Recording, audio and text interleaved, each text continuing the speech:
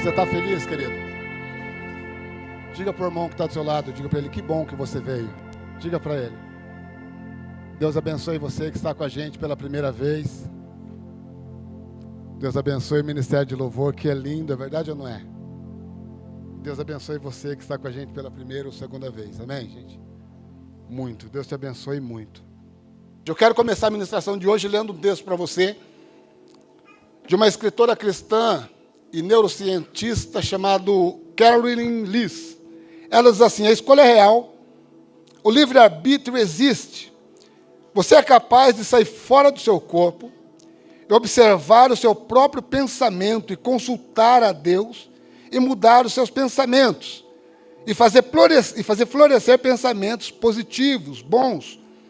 Quando você faz isso, o seu cérebro responde com uma resposta neuroquímica e mudanças estruturais acontecem que podem desenvolver o intelecto, a sua saúde e a paz. E você pode, assim, experimentar a harmonia da alma. Amém? Nos anos 2000, a ciência descobriu que os pensamentos, ele ocupa lugares físicos na mente. Ele ocupa lugares físicos na mente. Não sei se você sabe, mas o ser humano, ele tem 100 bilhões de neurônios. Se você ganhasse 1 centavo por cada neurônio, você se tornava milionário. Porque o ser humano, ele tem 100 bilhões, ou mais de 100 bilhões de neurônios. Para você ter ideia, cada neurônio, você pode piscar, dá uma piscada assim, ó, bem rapidinho. Dá uma piscada, pode dar uma piscadinha aí. Isso, piscou? Cada neurônio tem capacidade de fazer 10 mil conexões nessa piscada em que você deu. E o neurônio, ele é neurotransmissor, ou seja, os pensamentos, ele se forma na conexão dos neurônios. Agora aí você consegue imaginar a capacidade da mente. O que você pode criar, o que você pode fazer, o que você pode deixar de fazer, o que você pode construir ou destruir simplesmente com a mente. O que você consegue, que você seria capaz de fazer se você ocupasse isso. Você tem 100 bilhões, pensa comigo, você tem 100 bilhões de neurônios. E somente um é capaz de fazer 10 mil conexões enquanto você pisca. E os seus pensamentos, eles se formam nas conexões dos neurônios. A Bíblia já falava sobre isso, sobre as conexões, sobre os neurônios. Mas, enfim, vamos lá.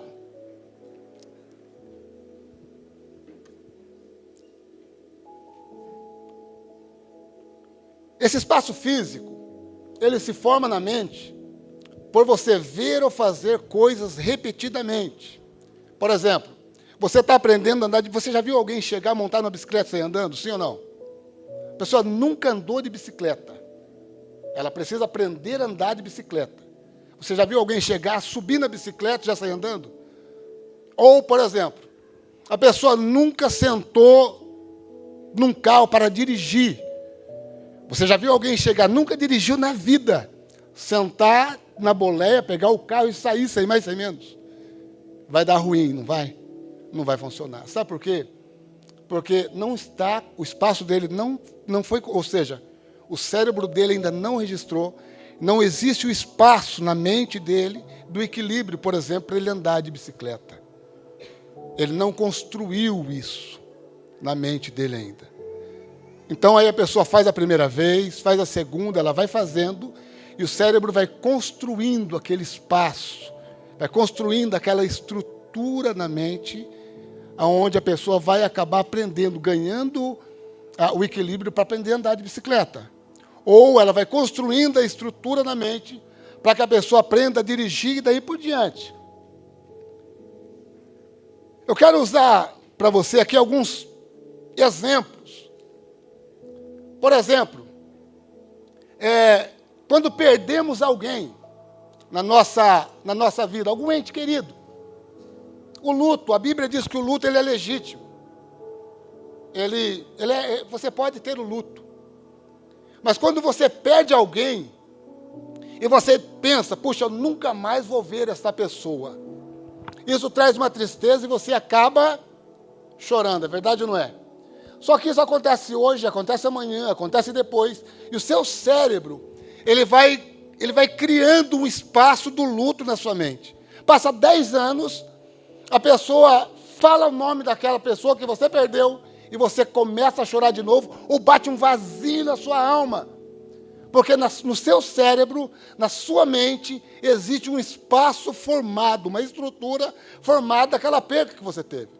Ou, por exemplo, alguém começou um namoro. Uma vez eu estava no monte orando com um rapaz, e ele começou a orar e disse assim, a menina tinha terminado o namoro com ele, jovem, e ele começou a orar e dizia assim, Deus, se não for para eu casar com ela, então que o Senhor me mate, me tire da terra. Eu falei, meu Deus, o rapaz tem 20 anos, está nessa situação, né? Muita coisa para viver. Mas, enfim, o camarada perdeu, e aí ele chora hoje, ele chora amanhã, e aquilo vai criando uma estrutura na mente dele, que ele vai começar a pensar que nunca mais ele vai se relacionar com mais ninguém. Porque aquela dor, aquele sofrimento daquele momento, foi criando uma estrutura física, ocupando um espaço da sua mente. Está entendendo, sim ou não? Ou de repente, a pessoa se casa. Essa semana eu vi a Simone conversando no telefone com uma pessoa. A minha esposa, a mulher mais linda desse Curitiba. Eu não posso falar do planeta porque eu não conheço todas as pessoas desse planeta, gente. Mas entre que eu conheço, é mais lindona. Viu? Mas deixa eu dizer para vocês aí, eu vi ela conversando com a pessoa essa semana, no telefone. E ela disse, olha, fulano de tal disse que vai aí na sua casa. Aí ela disse assim, não vem aqui na minha casa não. Essa pessoa, quando seu pai, ou quando o... Falei. Ele se envolveu com ela. Ou seja, algo que aconteceu há 20 anos atrás ou mais, né? Criou uma estrutura na mente dela, que toda vez que fala o nome dessa pessoa, ela já lembra com rancor, com mágoa, com tristeza. Por quê? Porque se criou um espaço físico na mente. Você entendeu, sim ou não? A pessoa começa um negócio, uma empresa, por exemplo, vou começar um comércio. Eu posso até ter estudado tudo sobre o comércio. O quanto ele dá de lucro, o quanto eu tenho que investir, vou precisar de mão de obra, e aluguei o salão, ou comprei o salão, eu não sei, começo o meu negócio. Mas, de repente, não fluiu como eu pensava que ia fluir. E aí, então, eu fali, quebrei o negócio. Quebrei a empresa, que eu mesmo construí. Eu tinha estudado tudo, estava tudo certo. Não era para dar prejuízo, mas acabou dando. E daí? E aquela frustração daquele negócio me traz uma tristeza, e isso começa a construir um espaço na minha mente. E toda vez que alguém me disser, olha, você precisa montar o seu próprio negócio, sabe o que eu vou dizer? Eu já tentei. Eu não tenho jeito para a coisa. Ou eu não vou conseguir.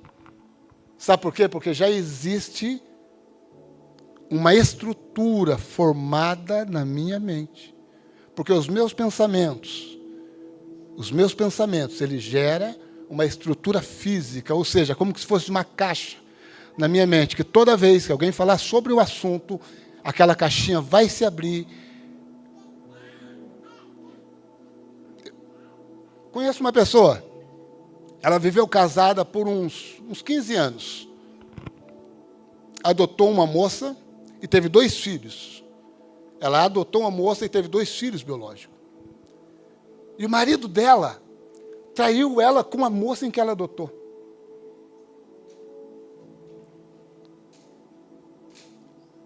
Sabe o que ela fez? Separou do marido. e nunca mais se relacionou com um homem, porque ela se frustrou. Ela se relacionou, passou a se relacionar a partir dali com mulher.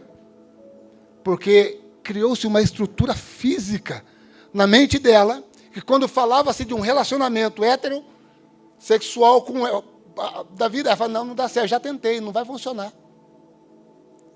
Porque os pensamentos, que ele é repetidamente na nossa... Porque pessoas, quando é viciado, por exemplo, em pornografia, tem maior dificuldade para sair desse negócio, porque o cérebro dele se criou uma estrutura física. E ele acredita que se ele não tiver, ele morre. Na verdade, ele já está morrendo, porque ele tem. Mas ele acredita que se ele não tiver, ele morre. Porque são coisas feitas ou vistas repetidamente. Então isso criou-se um espaço na mente, uma estrutura física na mente dele. E aí você diz para mim, pastor, mas então não tem como vencer. O tema da ministração hoje é exatamente isso. É destruindo as fortalezas da mente. Diga para o seu irmão, tem como vencer? Tem como vencer. Coloca para nós lá, por favor, João, 2 Coríntios, capítulo 10, verso 4.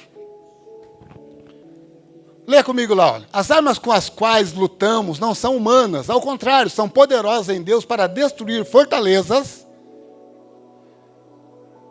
Destruímos argumentos e toda pretensão que se levanta contra o conhecimento de Deus, levamos cativo todo pensamento para torná-lo obediente a Cristo. Em alguma tradução está escrito sofisma. Tem alguma tradução aí escrito sofisma? Alguém abriu a Bíblia aí e está escrito sofisma? Em alguma tradução é sofisma. O que é o sofisma, gente? O que são os sofistas? Os sofistas é um grupo de pessoas que apareceram 500 anos antes de Cristo. Antes de Cristo. E qual que era a função do sofista, que criava o sofisma? Esqueci seu nome. Mike, vem aqui rapidinho. Fala para mim qualquer coisa que você crê de verdade. Que você acredita de verdade. Pode ser, você acredita em Jesus. Ele falou Jesus. Ele acredita em Jesus. Você já viu ele? Isso é sofisma. É argumento que tem fundamento, mas não tem compromisso com a verdade. A fé dele é a fé dele. Ele crê em Jesus. Mas se eu fosse um sofista, eu ia tentar influenciá-los com um argumento. Com um argumento lógico. Porque, por exemplo, quem aqui já viu Jesus?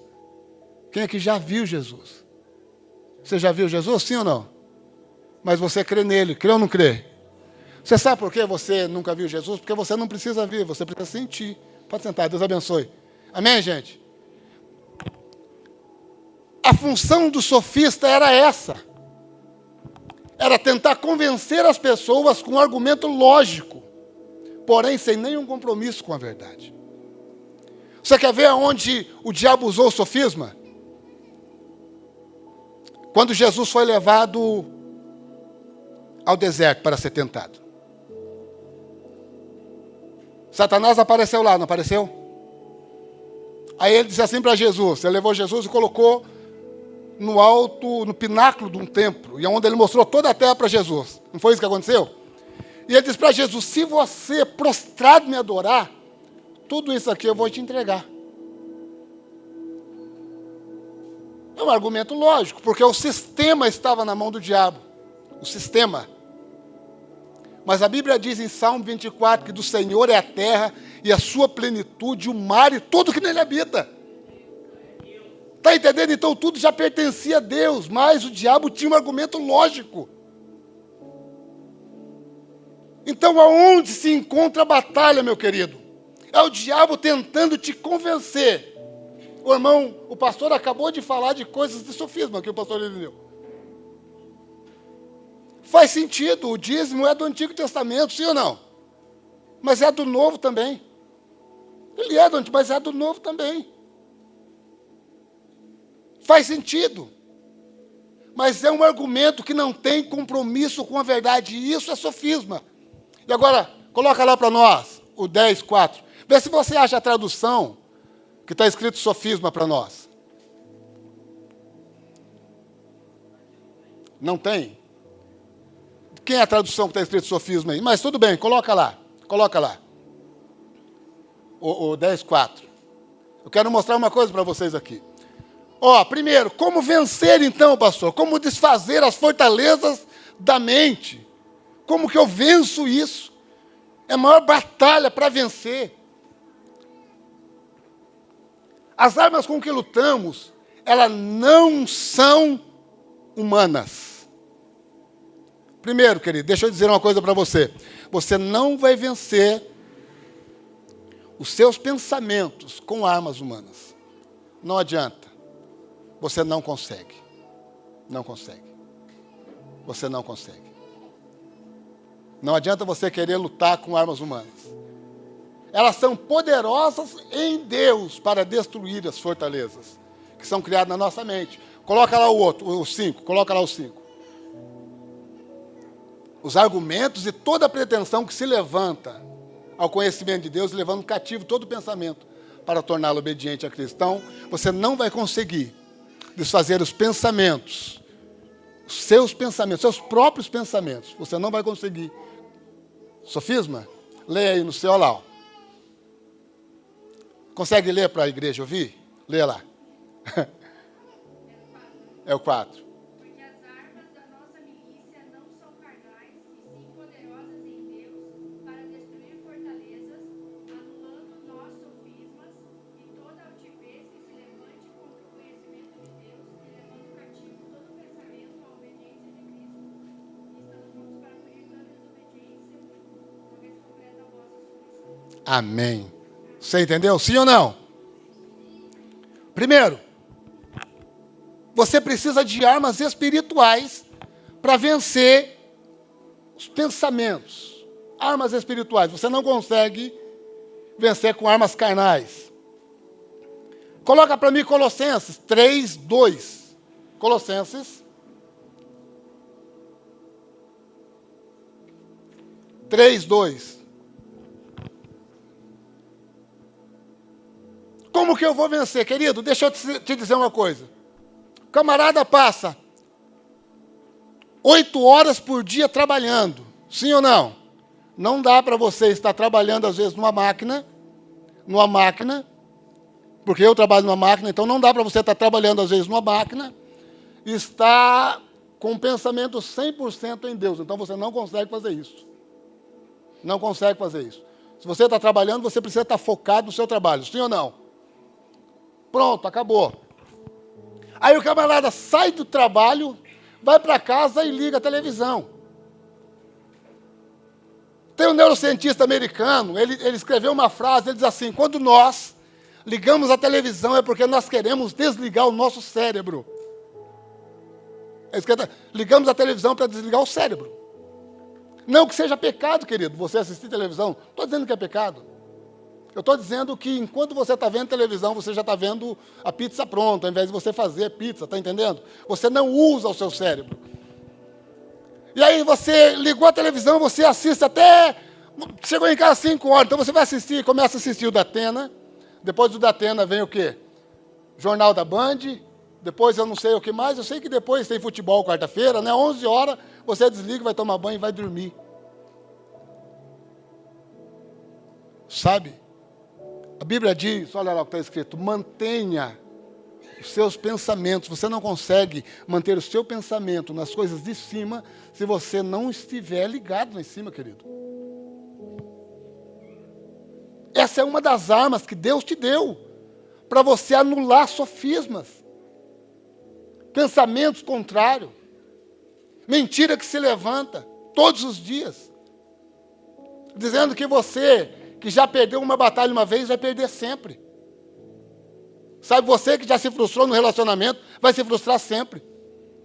Você que não deu certo com a sua empresa, não vai dar nunca mais. Isso é sofisma. Você que não deu certo no seu casamento, não vai dar mais. A pessoa está com 60 anos e diz assim, agora não caso mais, né? Meu pai casou com 67. E a minha madrasta tinha 77 quando casaram. Aí eu fiquei falando, só faltava eles me dar um irmão agora.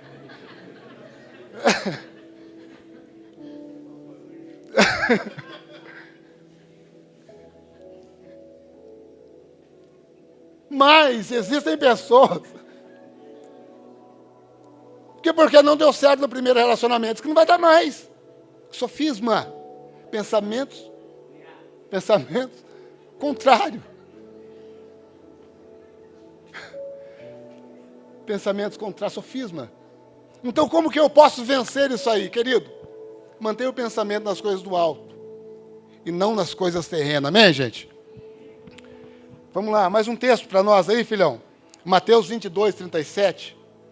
Respondeu Jesus, ame o Senhor teu Deus de todo o seu coração, de toda a sua alma e de todo o seu entendimento. Deixa eu te falar uma coisa, quando nós falamos de coração, muita gente ainda pensa que nós estamos falando desse negocinho que bate aqui para bombear sangue para o corpo. Na verdade, isso aqui não tem sentimento. O sentimento é alojado no seu cérebro, na sua mente. Então, quando nós falamos de coração, falamos de mente. Então, trocamos ali o coração pela mente. Está escrito assim, respondeu Jesus, ame o Senhor teu Deus de toda a sua mente, com toda a sua alma e com todo o seu entendimento. Amém? Arma para anular o sofisma, para destruir fortalezas. Mais um texto para nós concluirmos e orarmos. Romanos, capítulo 12. Mais dois textos. Romanos, capítulo 12. Sabe você que já se frustrou de alguma forma? Já perdeu alguma batalha? Quem aqui nunca perdeu batalha? Eu já perdi. Eu já perdi batalha. Quem aqui nunca perdeu batalha? Eu já perdi. Né? E aí estamos vivendo a batalha perdida ainda. Mas Deus nos trouxe aqui nessa noite para te dar uma palavra profética. Olha só. Coloca o versículo 2. Não se amoldem ao padrão desse mundo,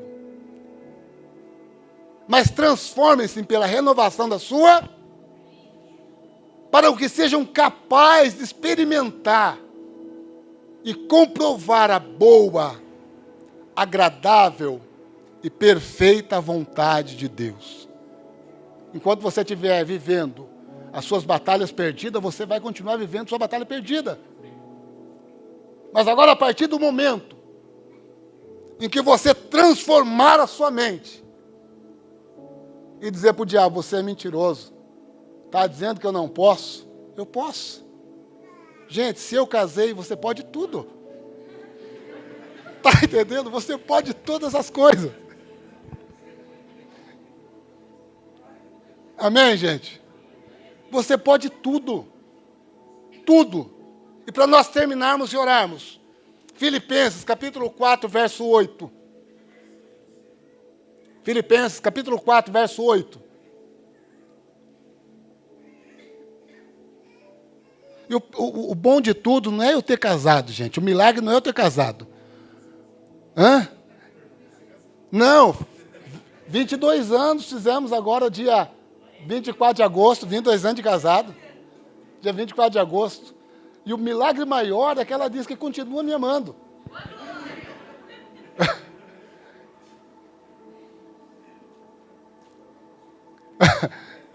Já falou para mim, você não vai casar, neguinho. Falei, vou, você vai ver. Vou casar com uma mulher linda ainda, falei para ele. E casei. Finalmente, irmãos, para nós orarmos aqui. Finalmente, irmãos, tudo que for verdadeiro, tudo que for nobre, tudo que for correto, tudo que for puro, tudo que for amável, tudo que for de boa fama, se houver algo excelente ou digno de louvor, pensem nessas coisas. Amém?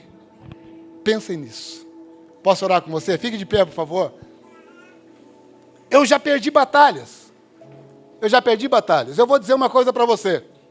Até há pouco tempo atrás, eu estava pensando o seguinte, eu estou concluindo os estudos, né? Graças a Deus. O ano que vem, se Deus quiser, Enem e depois faculdade, em nome de Jesus. Amém, gente? Mas até pouco tempo atrás, tinha uma frase na minha mente que dizia assim, que com essa idade é mais difícil de aprender. Daqui a pouco chego nos 50. Aí as pessoas dizem assim, não, mas com essa idade é mais difícil. Sabe o que eu entendi essa semana? Eu aprendi essa semana que o cérebro, ele nunca para de aprender. Nunca para de aprender. Nunca, nunca. As pessoas deixam de exercitar o cérebro. Mas ele nunca para de aprender. Nunca para.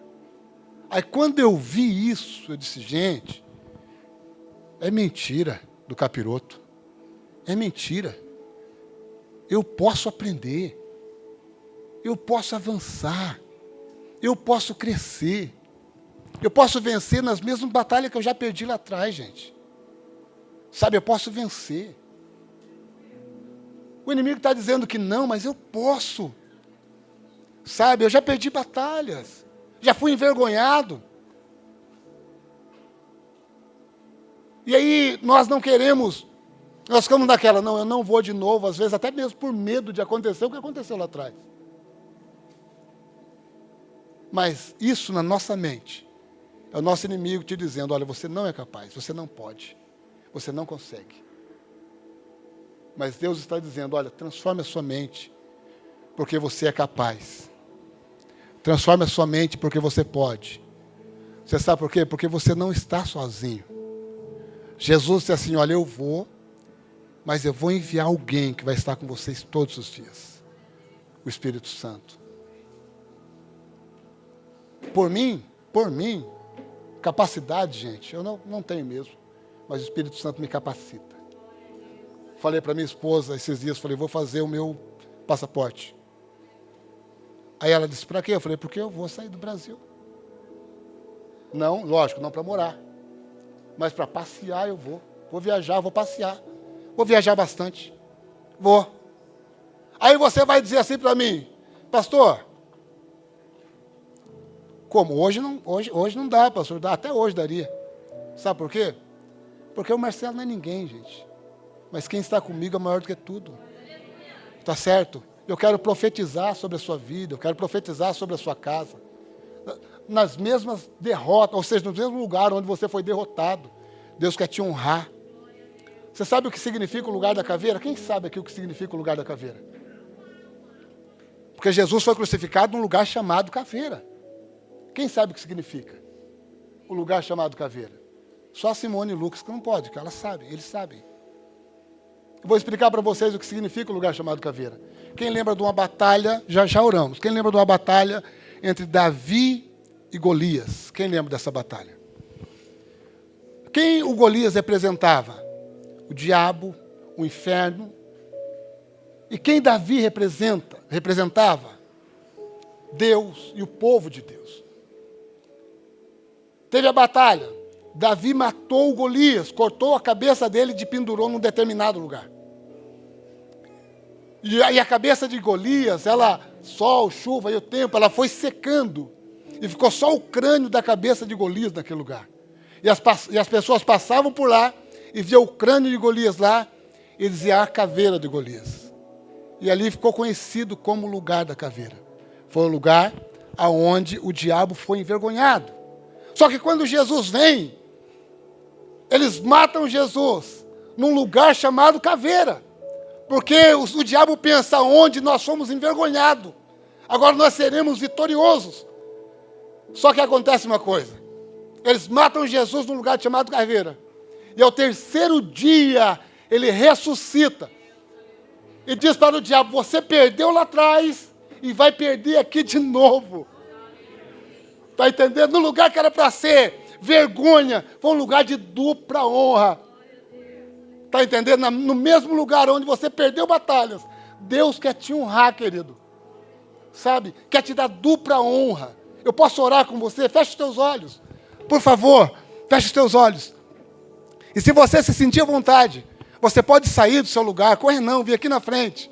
Daí nós vamos ungir você em nome de Jesus. Somente se você se sentir à vontade para isso. Eu quero orar por você, impor as minhas mãos sobre a sua vida e profetizar sobre você. Deus, em nome de Jesus. Pai querido, em nome de Jesus. Oh, Espírito Santo, nesse momento de oração, Senhor, nós queremos profetizar sobre a vida das pessoas em que aqui estão. Queremos declarar, Senhor, sobre a vida deles, dupla honra. Pai querido, queremos que o Senhor nos ajude, ajude-os, Senhor, a vencer todos os sofismas, a batalha na mente. Pai querido, a batalha que começa externa, onde Satanás começa a lutar para conquistar espaço em nós. E o Espírito Santo diz, não, esse daqui me pertence, aquela me pertence. Mas às vezes, ó Deus, nós entendemos que o sofisma, ele entra na nossa vida e nos confunde. E a tua palavra diz que a dúvida, ela te desonra. Então, Senhor, em nome de Jesus, entendemos, nessa noite, que para anular sofismas e para honrar o teu nome, Senhor, nós precisamos viver para o Senhor, pensar no Senhor, focar no céu. Pai querido, então, em nome de Jesus, fortalece a nossa fé e nos ajuda a vencer para a honra e para a glória do teu nome, em nome de Jesus.